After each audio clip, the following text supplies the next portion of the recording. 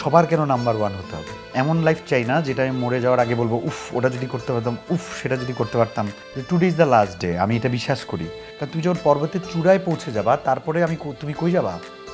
এবার তোমার পতন নিয়ে তোমার আতঙ্ক শুরু হবে যে কখন পড়ে যাব, কখন পড়ে যাব। সময় টেলিভিশনের ঈদ আড্ডায় আপনাদের সবাইকে স্বাগত জানাচ্ছি। আমি নিয়াজ শুভ। আজ আমার সঙ্গে আড্ডা দিতে আছেন জনপ্রিয় মডেল ও অভিনেতা ইন্তু রাতিশ, এবং আছেন আরও দুজন বিশেষ অতিথি, লাকি এবং ফ্লাওয়ার। সবাইকে ঈদ মুবারক। ঈদ মোবারক সবাইকে। ঈদ মোবারক বলো বাবা। কি বাবারা কথা শুনে? সবসময় শোনে না, কারণ ওদের ভাষা আমাদের ভাষা তো আলাদা। আচ্ছা, আমি তো বললাম লাকি এবং ফ্লাওয়ার, তুমি একটু পরিচয় করে দাও কোনটাকে। ও হচ্ছে আমার মেয়ে, ও হচ্ছে ফ্লাওয়ার, আর ও হচ্ছে আমার মেয়ের জামাই, ওর নাম লাকি। মেয়ের জামাই কি ঘর জামাই? এটা ওদেরই ঘর, আমি থাকি। আচ্ছা, তো এটা কি আসলে মিডিয়া জানে যে ইন্তু রাতিশ শ্বশুর হয়ে গেছে? কিছু কিছু তো ব্যক্তিগত আর পারিবারিক ইস্যুটা যত কম জানবে আনন্দ এবং সুখ তত বেশি থাকবে। না, আমাদের দেশের তারকারা গোপনে বিয়ে করে, গোপনে বাচ্চা হয়, সেটা অবধি ঠিক আছে, কিন্তু তুমি মেয়ের বিয়ে দিয়ে ফেলেছো, এখনো মানুষ জানে না। না, এটা ওরা প্রেম করে বিয়ে করেছে তো অনুষ্ঠান করা হয়নি। যখন অনুষ্ঠান করব তখন সবাই জানবে। মানে যখন নাতি নাতনি হবে তখন কি অনুষ্ঠান করা হবে? নাতি হওয়ার আগেই আশা করি অনুষ্ঠান করব। আচ্ছা, তো এবারের ঈদটা কেমন কাটছে? ঈদ মানেই তো আনন্দ, ঈদ মানেই খুশি, ঈদ মানেই হচ্ছে সীমাহীন উপভোগ করা। তো সেই অর্থে এখনো পর্যন্ত সবগুলো ঈদই খুব ভালো গেছে, এবার ঈদটাও খুব ভালো যাচ্ছে আলহামদুলিল্লাহ। আমি খুব এনজয় করছি। তোমার মেয়ের জামাই কিন্তু মেয়ের কাছে চলে যেতে চাচ্ছে, তো মানে বরাবরই তো আসলে আমাদের এই ঈদের সময়টাতে কিন্তু ঢাকায় আমরা খুব এনজয় করি, যে একদম ফাঁকা থাকে। তো এবার কি কোথাও ঘুরতে বের হওনি? আমার কাছে না, মানে এমনিতে তো কাজে অনেক ব্যস্ত থাকা লাগে, তো যার কারণে ঈদ বা যে কোনো একটা আমাদের ন্যাশনাল ফেস্টিভ্যাল যেগুলো হয় ওটাকে আমি ছুটি হিসেবে গণনা করি। তো ছুটি হচ্ছে যে আসলে একটু রিল্যাক্স, নিজেকে সময় দেওয়া, পরিবারকে সময় দেওয়া, ওদেরকে সময় দেওয়া, আমার ফ্রেন্ডদেরকে সময় দেওয়া। ওভাবেই ঈদটা কাটছে, দারুণ কাটছে। প্ল্যান আছে কোথাও ঘুরতে যাবার, দেশের বাইরে হয়তো যাব, দেখি। ইন্তুর যখন সে চিটাগাঙে ছিল, সেই ছোটবেলার ঈদগুলো কেমন ছিল? খুব ভালো কথা বলেছো। ছোটোবেলার ঈদগুলো না খুব মিস করি।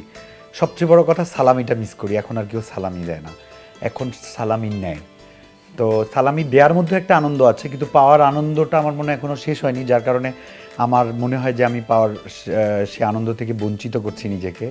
এটা ছোটোবেলার সবচেয়ে বড়। আর বাবা আমাদের দুই ভাইকে একসাথে, একটা তার ছোট স্কুটি ছিল, এটা স্কুটি না, এটাকে বলে, এটা বাইকের মতো, স্কুটির মতো, আগের আগের আগের একটা ছিল 80 সিসি 80 সিসির একটা রেড আর হোয়াইটের এক্স্যাক্টলি কমেন্ট। হ্যাঁ হ্যাঁ, তোমার ওই অভিজ্ঞতাটা আছে? আমারও আছে, কারণ আব্বু আমাকে এটাতে নিয়ে ঘুরতো। আচ্ছা, সেম সেম। কি বাবা, চলে যাবা? চলে যাবা, আচ্ছা যাও। তো যেটা হয়েছে যে তোমার বাবা আমাদের দুই ভাইকে একসাথে আমাদেরকে নিয়ে যেত মার্কেটে, এবং আমাদের চেয়ে এক সাইজ বা দুই সাইজ বড় ড্রেস সবসময় কিনে দিত, কারণ আমরা তো খুব দ্রুত বড় হয়ে যেতাম। আর তখন তো আমার মনে হয় কম বেশি সবাই মিডল ক্লাস ছিলেন এবং সব হিসেবেই ছিলেন। তো আমাদেরকে যে ঈদের ড্রেসটা কিনে দিবেন, একটা নতুন ড্রেস, আমি যদি আর পরতে না পারি, এখন কোনো বাবা মা ওটা করেন কিনা আমি জানি না, বাট আমার বাবা মা, আশেপাশের বাবা মারা করতেন, আমি দেখেছি। ওটাতে আমার মন খারাপ হতো, কারণ ফিটিংসের একটু বড়। তো সবসময় চিন্তা করা তো এটা 1 বছর 2 বছর পড়তে পারবে। হ্যাঁ, ওটা খুব, মানে এখন কিন্তু মিস করি। এখন মনে হয় যে ওই জায়গাটায় ফিরে যাই, ওরকম কিছু একটা করি, ওরকম মনে হয়।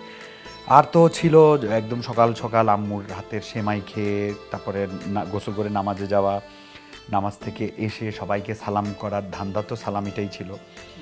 তারপরে মাকে সালাম করা, তারপরে অন্যান্য রান্নাবান্না করা। আর আব্বু যেহেতু পলিটিক্যাল লিডার ছিলেন ওখানকার, তো দেখা গেছে যে নামাজের পর আমাদের একদম ধরো এলাকাতে ঢোকার শুরুতেই মেইন রাস্তার পাশেই আমাদের বাড়ি ছিল, মানে বাসা, সরকারি বাংলো। তো যার কারণে কি হতো, সবাই নামাজ পড়ে স্টেডিয়াম থেকে ফেরার সময় সব সরকার সাহেবের বাসা।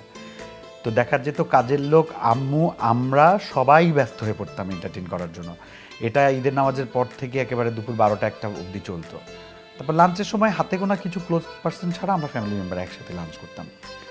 এরপরে তো হচ্ছে যে যার মতো করে স্বাধীন। ওই দিন তো আর কেউ কাউকে কিছু বলবে না। বাবা খুব শাসনে রাখতো, ঈদের দিন আর ওই শাসনটা আমাদের করতো না। তো যার কারণে দেখা যেত আমরা ঘোরার প্ল্যান করতাম। ম্যাক্সিমাম আমরা সাগরের পাড়ে চলে যেতাম, পতেঙ্গা, আমার এখন মনে পড়ে, ফয়েজ লেক চলে যেতাম। আর ফয়েজ লেক থেকে বা পতেঙ্গা থেকে ফেরার সময় আমার কিছু রিলেটিভের বাসায় আমি যেতাম। এখন যদি ইন্তুকে বলা হয় যে ইন্তু তুমি 20 বছর আগে ফিরে যাও, কিন্তু কি রাজি হবে? অতীত সবসময় সুন্দর, আমরা তো অতীতেই বাঁচি। আমি একটা ইয়ে, এখন তো নোট লেখা যায় সোশ্যাল মিডিয়াতে, নোটের মধ্যে আমি একটা কথা লিখেছি, আজকেই লিখেছি, তুমি দেখোনি। নোটটা ছিল এরকম: যদি মানুষ স্মৃতিকে হত্যা করতে পারত তাহলে কেউ আর আত্মহত্যা করতো না, কারণ আমরা কিন্তু বাঁচি অতীতে। ঈদের কিন্তু আরেকটা বড় পার্ট হচ্ছে খাওয়া দাওয়া। তুমি আসলে কি খেতে পছন্দ করো, বা ঈদের দিন সকালবেলা কোন খাবারটা তোমার মাস্ট লাগবে? এখন না, মানে একেবারে লাইফের এই জায়গাটায় পৌঁছে গেছি, এখন খাবার আমাকে একদমই টানে না। আমি খুব বেশি পছন্দ করি ইলিশ পোলাও, যেটা আমার বছরে হয়তো একবার খাওয়া হয়, কখনো কোনো কোনো বছর খাওয়াই হয় না। তো ঈদের দিন মায়ের হাতে খেতাম, জর্দাটা ভালো লাগতো, চটপটিটা ভালো লাগতো, আর অবভিয়াস ছোটোবেলায় যেটা বাচ্চাদের ফ্যান্টাসি, পোলাও, পোলাও দিয়ে মাংস খাওয়া, ওই ফ্যান্টাসি যে আমার এখনও জিভে জল চলে আসছে। তো এখন হচ্ছে যে এই ব্যাপারগুলো আমার কাছে অখাদ্য মনে হয়, তখন মনে হতো পৃথিবী আমি সব ত্যাগ করতে পারবো এই খাবারগুলোর জন্য। একটা মিষ্টি রসগোল্লা, ওটাই অনেক সময় নিয়ে নিয়ে আস্তে আস্তে চেটে চেটে খেতাম। এখন মনে পড়ে এই ব্যাপারগুলো, আর এখন মিষ্টি খাই না, আমার কাছে এখন চিনি মানেই বিষ। কিন্তু আমি তো জানি যে আসলে তুমি খাওয়াতেও পছন্দ করো, তুমি অনেক কিছু খাওয়াতে পছন্দ করি। হ্যাঁ, তুমি রান্নাও করতে পারো। পারি তো তো। এই স্পেশাল ডেগুলোতে আসলে ফ্যামিলির জন্য বা প্রিয় মানুষদের জন্য কি করা হয়? স্পেশাল ডে বলতে আসলে বাবা মার সাথে তো ম্যাক্সিমাম মিট করা হয়, তো বাবা মাই আসলে মাই সব করেন। আর আমি যখন বাসায় ফ্রেন্ডদেরকে ইনভাইট করি, কারণ ঘোষণা ছাড়া কেউ আসে না, কারণ এসে পাবে না আমাকে। আমার মানে ঈদটাও আমার শিডিউল করা থাকে, যেটা পুরো বছর যেমন শিডিউল করা থাকে। তো যখন কেউ আসে তখন আমি ওটার অ্যারেঞ্জমেন্টটা করি, আমার সেটা করতে ভালো লাগে। তোমার হাতের কোন রান্নাটা খেতে বন্ধুরা বেশি পছন্দ করে? সব কিছু পছন্দ করে, কিন্তু একদম এক্সক্লুসিভ যদি বলি তাহলে হচ্ছে আমার একটা নিজস্ব রেসিপি আছে, আখনি বিরিয়ানি, ওটা ওরা খুব পছন্দ করে, ভীষণ পছন্দ করে ওটা। কিন্তু আসলে কেমন ঈদ উদযাপন করতে চায়? খুব কঠিন প্রশ্ন। আসলে আমি সবার সাথে থাকতে পছন্দ করি, আবার সবাইকে ছাড়াও থাকতে পছন্দ করি। তো এখন এই মুহূর্তে আমার যে ফিলিংসটা, এটা মনে হচ্ছে আমি এমন একটা জায়গায় যাব যেখানে আমাকে কেউ চিনবে না, একেবারেই পরিচিত মানুষ ছাড়া একটা জায়গায় যাব যেখানে আমি আমাকে নিয়ে ভাবতে পারবো, আমার জীবন, আমার দর্শন, সব কিছু যা আমাকে ভাবায় ওগুলো নিয়ে ভাবার অফুরন্ত সময় পাবো। এরকম একটা জায়গা আমি চাই যেতে। সব জায়গায় কিন্তু কিছু মানুষের জোর থাকবে যে কেউ তোমাকে পছন্দ করবে, কেউ তোমাকে করবে না। তো আসলে দিন শেষে কি তুমি কতটুকু স্যাটিসফাইড এটা নিয়ে? স্যাটিসফ্যাকশন তো কমপ্লিটলি নিজের উপরে আপেক্ষিক ব্যাপার, ভালো থাকাটা। আমি এমন লাইফ চাই না যেটা আমি মরে যাওয়ার আগে বলবো উফ ওটা যদি করতে পারতাম, উফ সেটা যদি করতে পারতাম, ইস এটা করা হলো না। আমি এরকম মানুষ না। আমি চাই যে today is the last day, আমি এটা বিশ্বাস করি এবং ওভাবেই আমি চলি, সবার সাথে চেষ্টা করি। তো আমার কাছে মনে হয় যে আজকে আমি মরলেও আমি ভাববো যে না, পৃথিবীর সবচেয়ে সুখী একটা মানুষ আজকে মরে গেছে। অনেকেরই আছে, সব সময় একটা না পাওয়ার আকাঙ্ক্ষা থেকে যায়। অবশ্যই, হ্যাঁ। তোমার কি আসলে কোনো আক্ষেপ আছে কিনা কোনো বিষয় নিয়ে? না, ধরো পৃথিবীটা তো অনেক নিষ্ঠুর, আমরা যেটা বলি মানুষ অনেক স্বার্থপর, এগুলো কমন কথা। অনেক সময় অনেক মানুষের জন্য অনেক কিছু করার পরে একটা সময় মনে হয় যে আমি কার জন্য করলাম, এটা আমার মনে হয়। বাট এটা হচ্ছে একান্তই ব্যক্তিগত ফিলিংস। আমি কিন্তু ওই ভাবনাটার সাথেও ফাইট করি নিজে নিজে, যে আমি কার জন্য করলাম মানে কি, আমি কি কিছু পাওয়ার জন্য করেছি? আমার করতে ভালো লেগেছে, তাহলে আমিও তো স্বার্থপর। আমার তো করতে ভালো লেগেছে বলে আমি করেছি, কোনো তো আমি মনের বিরুদ্ধে জোর করে করি নাই। তো ওর এখন আমার জন্য হয়তো বিশ্বাসঘাতকতা করতে তার ভালো লাগছে, তো তার ভালো লাগার প্রতি আমি রেসপেক্টিভ, ওকে ফাইন, সে যদি আমার সাথে বেমানি করে ভালো থাকে ভালো থাকুক। বাট সেকেন্ড টাইম আমি ওকে আর সুযোগ দিব না আমাকে আমার সাথে বেমানি করার। আর কেউ আমার ক্ষতি করলে, এটা আমার ওয়াইফকেও আমি বলি যে ও আমার ক্ষতি করেছে তো ও খারাপ না, বরঞ্চ এটা আমার দুর্বলতা যে আমি ওকে সুযোগ দিয়েছি আমার ক্ষতি করার। আমার তো আগে বোঝা উচিত ছিল যে মানুষ তো মানুষ, ওরা করতেই পারে এগুলো। সো আমি কেন আগে থেকে ব্যাপারগুলো ভাবিনি? তো ওর সাথে আমার খারাপ সম্পর্ক হয় না কখনো। কেউ খারাপ করলেও আমি তার সাথে হাসি মুখেই কথা বলি। কিন্তু ওই যে বলে না যে আমি তোমাকে ক্ষমা করে দিয়েছি কিন্তু আমি ভুলিনি, যে I forgive you but I didn't forget it. So the fact is, যারা ক্ষমা চায় না চায় আমি মন থেকে ক্ষমা করে দিই, বাট পরবর্তীতে ওরা আমার লাইফ আর এন্ট্রিটা পায় না, ওই এক্সেসটা বন্ধ করে দিই। আচ্ছা, আমরা তো আসলে অনেক কিছু জানলাম, অনেক বিষয়ে কথা বললাম। একটু জানতে চাই যে এবার ঈদে দর্শক তোমার কোন কাজগুলো দেখছে? তো দর্শক ভালো বলতে পারবে কোন কাজ দেখছেন। আমি তো অসংখ্য কাজ করেছি, তো আমি খুব এক্সপেক্ট করছিলাম এবার ঈদে আমার হয়তো বা একটা বড় কোনো ব্যানারের সিনেমায় আমি একটা অংশ হব। তো তো যেহেতু দরদ রিলিজ হয়নি, দরদ সামনে রিলিজ হবে, তারপরও দারুণ দারুণ সব সিনেমা রিলিজ হয়েছে এবং আমি প্রত্যেকটা হলে গিয়ে দেখব। আমার ভ্যাকেশনের এটা একটা অংশ।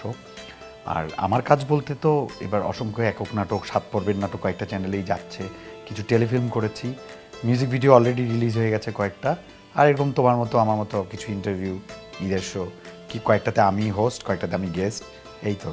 এখন আসলে সবাই কিন্তু ভিউয়ের দিকে জোর দিয়েছে।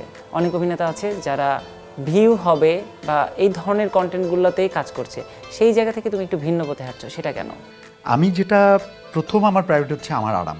আমি যেখানে কমফোর্টেবল আমি সেখানে যাব। সেকেন্ড অফ অল হচ্ছে আমার পেমেন্টটা কমফোর্টেবল কিনা। আর ভিউটা ব্যাপারটা হচ্ছে এটা একটা সাময়িক অস্থিরতা, আমি মনে করি এটা কেটে যাবে। আমরা কি জানি যে আমাদের শাবানা ম্যামের কত ভিউ ছিল, আমাদের প্রিয় যে রাজ্জাক স্যার তাদের কত ভিউ ছিল? আমরা তো জানি না। বা ইত্যাদি তো আমরা কখনো ভিউ দিয়ে জাজ করিনি। মানুষ দেখার জন্য টেলিভিশনের সামনে ভিড় করে থাকতো, তাই না? তো আমার কাজ যদি ভালো হয়, আমি ভিউ আর্টিস্ট হই আর না হই, আমার কাজ মানুষ দেখবে। কিন্তু আমি ভিউ আর্টিস্ট হতে চাই না, ওই সিলটা আমার গায়ে লাগুক। আমি একেবারে বিনয়ের সঙ্গে বলছি, দর্শকদেরও বলছি, আমি ভিউ আর্টিস্ট কখনো হতে চাই না। যাদের অনেক ভিউ ভালো, আই অ্যাপ্রিসিয়েট দ্যাম। তাদেরও একটা জার্নি আছে, তাদের একটা কষ্ট আছে, তারা একদিন এই জায়গায় আসেনি। সো ওদেরকে আমি রেসপেক্ট করি, আমি ওই জায়গায় কখনো যেতে চাই না। কারণ তুমি যখন পর্বতের চূড়ায় পৌঁছে যাবা, তারপরে তুমি কই যাবা? এবার তোমার পতন নিয়ে তোমার আতঙ্ক শুরু হবে যে কখন পড়ে যাব, কখন পড়ে যাব।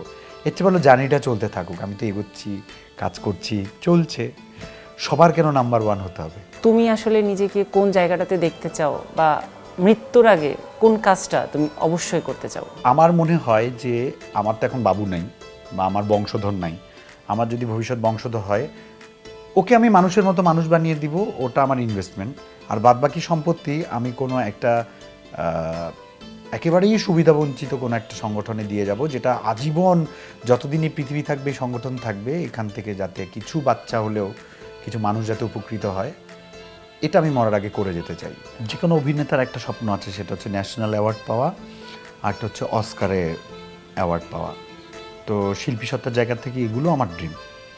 আমি এটার পেছনে যে খুব কষ্ট করছি, কাজ করছি বা এখনই আমি চাইছি, ব্যাপারটা এমন নয়। আমি কাজ করে যাচ্ছি। আমার কাছে মনে হয় না এখন আমি ন্যাশনাল অ্যাওয়ার্ড পাওয়ার মতো কোনো কাজ করেছি।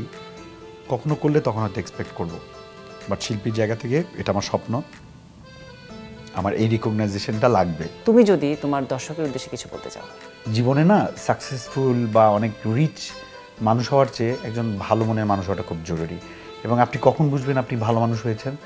যখন আপনার আশেপাশের কাছের মানুষগুলো ভালো থাকবে আপনার দ্বারা। এবং আপনার নিজেকে ভালো রাখার পূর্বশর্তই হচ্ছে আপনার আশেপাশের মানুষকে ভালো রাখা। তাই ভালো থাকার প্রথম পূর্বশর্ত ভালো রাখুন। তাই আমি বলবো, প্রচুর ভালোবাসুন, ভালো থাকুন, ভালো রাখুন।